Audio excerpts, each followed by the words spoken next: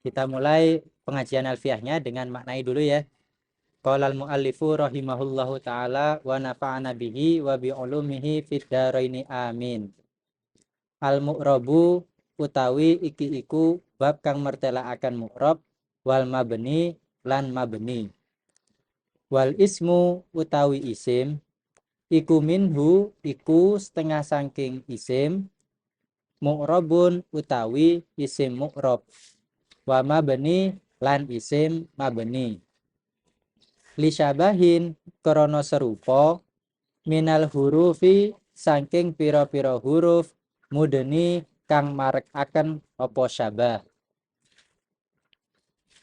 Kasyabahil wad'i fismai jitana wal maknawi fi mata wa fi huna. Kasyabahi koyok serupa al wad'i kang bangsa cetakan. Fismai jitana ing dalem isim lorone lafat jitana. Berarti tak dan na.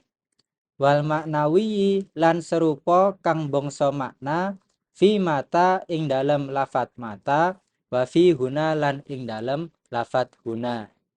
Isim itu terbagi jadi dua, ada mu'rab, ada mabni.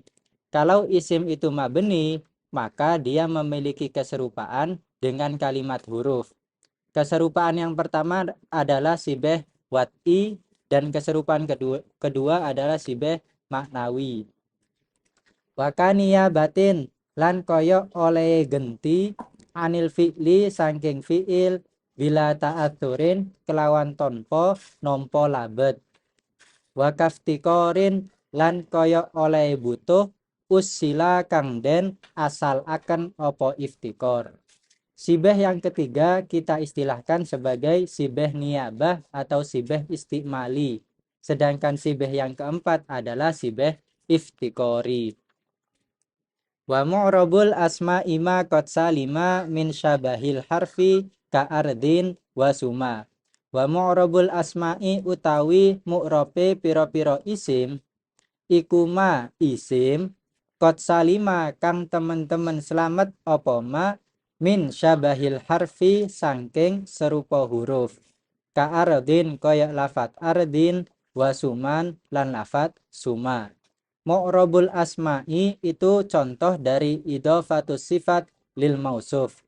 Karena mu'rab itu sifat dari asma. Untuk keterangan lebih lanjut, kita bahas di syarah nadom tadi. Oke, kita mulai pembahasannya di kitab Alfiyah Ibnu Malik. Sebelum ke nadom, saya ajak teman-teman untuk membahas lebih dalam apa pengertian dari i'rab dan mabni. Seperti yang biasa kita pelajari, i'rab itu adalah tagyiru awakhiril kalimi likhtilafil awamili ad-dakhilati 'alaiha lafdon au takdiron. Perubahan yang terjadi di akhir kalimat disebabkan amil yang masuk berbeda-beda. Baik perubahan tersebut terjadi secara lafzi atau secara takdiri. Nah, ternyata pengertian ini dalam kitab Asmuni dikomentari bahwa ia hanya bersifat maknawi. Artinya apa? Dhammah yang menjadi tanda i'rab dari lafaz jaa zaidun itu bukan i'rab, melainkan tanda terjadi i'rab. Sehingga tanda-tanda yang ada di i'rab itu hanya bukti bahwa terjadi perubahan, dan perubahan itu istilahnya i'rab. Sedangkan dalam kitab Tashil, i'rab diartikan sebagai maji abihi libayani muktadol amil min harokatin au harfin au sukunin au hadfin. Sesuatu yang didatangkan untuk memenuhi permintaan amil baik dalam bentuk harokat, huruf, sukun, atau bahkan pembuangan. Pengertian ini lebih mengena karena bersifat lafzi. Maka dalam contoh Zaidun dari kalam Ja'a Zaidun, dhammah merupakan tanda dari i'rab rofa. Karena untuk memenuhi permintaan fi'il, setiap fi'il butuh fa'il dan fa'il harus dibaca rofa. Begitulah seterusnya, kalau nggak paham, nanti sama-sama benernya kok dua pengertian ini. Adapun pengertian bina adalah luzumu akhiril kalimati harokatan au sukunan ligoiri amilin awi atilalin. Tetapnya akhir kalimat dalam keadaan berharokat atau sukun, bukan karena pengaruh amil atau i'lal. Maksud dari bukan karena pengaruh amil atau i'lal itu bisa kita terapkan dalam contoh qolatim ro'atul azizu. Lafat qolats itu taknya mabni sukun, tapi diubah ke kasroh. Nah, perubahan ini bukan dikatakan sebagai i'rob, sehingga dia masih distatuskan sebagai mabni. Kenapa dia berubah? Karena bukan pengaruh amil, tetapi untuk menghindari ittiqaus sakinain, sehingga dia tetap statusnya mabni. Setelah kita memahami pengertian i'rob dan bina, kita baru masuk ke alfiyahnya. Wal ismu minhu mu'robun wa mabni lisyabahin minal hurufi mudni. Isim itu terbagi jadi dua. Ada isim mutamakin, ada isim goiru mutamakin. Isim mutamakin itu adalah isim yang mampu menerima tanda-tanda i'rob yang kita istilahkan sebagai mu'rob. Tanda ini merupakan karakter dasar dari kalimat isim, sehingga dia berhak untuk kemasukan tanwin tamkin. Untuk pembahasan lebih lanjut, nanti kita akan bedah di nadom as-sorfu tanwinun atamubayyina maknan bihi yakunul ismu amkana, sekitar nadom 600-an. Sedangkan isim goiru mutamakin itu sebaliknya, isim yang tidak bisa menerima tanda-tanda i'rob yang kita istilahkan sebagai mabni. Isim ini keluar dari karakter dasar kalimat isim. Kenapa keluar? Karena dia memiliki keserupaan dengan kalimat huruf yang di alfiyah disebutkan lisyabahin minal hurufi mudni. Nah, maksud dari lisyabahin minal hurufi mudni itu artinya isim memiliki keserupaan yang kuat dengan kalimat huruf. Apa saja bentuk keserupaan itu? Ada 4. Pertama, syibeh wat'i, sama dalam segi cetakannya. Kedua, ada syibeh maknawi, sama dari segi pemaknaannya. Ketiga, ada syibeh istimali, sama dalam segi penggunaannya. Yang terakhir, ada istilah syibeh iftikori, sama dalam segi kebutuhannya. Kita bedah apa itu syibeh wat'i. Syibeh wat'i itu seperti yang ada di ibarat ayyakuna al-ismu maudu'an ala surati wat'il hurufi. Ketika ada isim yang cetakannya itu menggunakan cetakan kalimat huruf. Sekarang gini, asal dari cetakan kalimat isim itu 3 huruf. Asal dari fiil itu 3 huruf. Nah, kok ada isim yang cetakannya cuma 1 atau 2 huruf, maka dia serupa dengan huruf. Kenapa? Karena asal dari cetakan kalimat huruf itu isinya cuma 1 atau 2 saja. Nah, si bewati ini berlaku di isim domir. Contoh kalau di nadom, jitana. Ada ta dan na. Di sini Ibnu Malik mencontohkan ta itu hanya 1 cetakan, na hanya 2 cetakan. Sehingga dia syibeh huruf, maka harus dimabnikan. Syibeh yang kedua adalah syibeh maknawi. Ketika isim memiliki kandungan makna dari kalimat huruf. Syibeh maknawi sendiri itu punya 2 pembagian.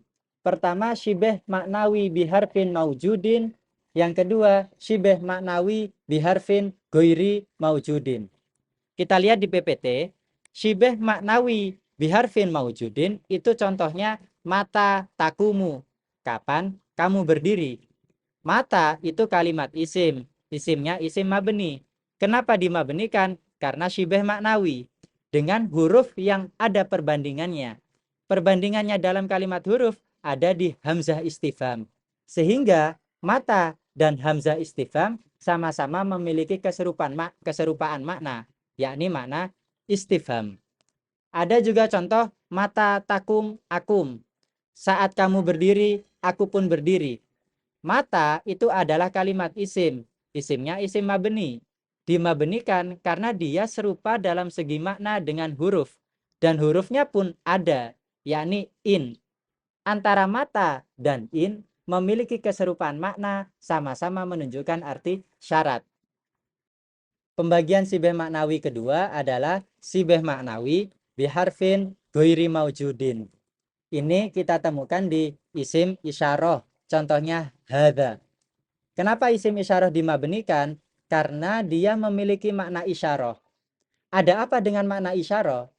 Makna isyarah itu semestinya menggunakan kalimat huruf. Kenapa demikian? Karena makna isyarah harus berkaitan dengan dua hal. Musyir yang menunjuk sama musyar ilaih yang ditunjuk. Nah, ketergantungan pada dua hal ini merupakan ciri khas dari kalimat huruf. Karena huruf tidak bisa berdiri sendiri. Ini kasusnya seperti dalam huruf khitab. Huruf khitab itu harus ada mukhatib, orang yang berbicara, ada yang mukhatab, orang yang diajak bicara. Nah, masalahnya kita tidak menemukan huruf yang menunjukkan arti isyarah, tapi yang kita temukan adalah kalimat isim. Maka isim yang mengandung makna isyarah, dia sibeh maknawi biharfin ghairi maujudin, tidak ditemukan di kalimat hurufnya yang bermakna isyarah. Syibeh yang ketiga itu istilahnya syibeh istikmali, serupa dalam segi penggunaannya. Ini berlaku pada isim fi'il. Ada contoh nih ya, lafat daroki zaidan, susullah zaid. Daroki adalah kalimat isim fi'il. Dia dimabnikan karena serupa dengan sibeh istikmali. Sibeh istikmali sendiri harus memenuhi dua kriteria. Pertama, an-niyabatu fil fi'li. Dia harus mengandung makna fi'il. Dalam contoh tadi, maknanya adalah makna amar. Kedua, harus ada muta'atsuri bil amil. Dia tidak boleh dipengaruhi oleh amil. Makanya, nanti kalau dalam konsep isim fi'il tidak bisa kemasukan amil apapun. Nah, ada contoh dorban zaidan. Contohnya, artinya pukullah Zaid. Dorban itu memang menggantikan fi'il dalam arti maknanya. Sama seperti daroki tadi. Masalahnya, dorban tidak dimabnikan karena dia bisa kemasukan amil. Buktinya dia bisa menjadi mubtada. Sibeh yang terakhir adalah sibeh iftikori. Kapan sibeh iftikori itu terjadi? Ketika ayyaftakirro al ismu ilal jumlati iftikoron muassilan ay laziman. Di sini berlaku ketika ada isim yang membutuhkan jumlah dan kebutuhannya itu tidak bisa terpisahkan. Contoh nih ya, ada lafaz jaa alladzi koma. Alladzi itu mengalami sibeh iftikori. Karena isim mausul itu butuh sama jumlah dan kebutuhannya tidak bisa terpisahkan. Wa kulluha yalzamu ba'dahu silah ala domirin laikin mustamilah.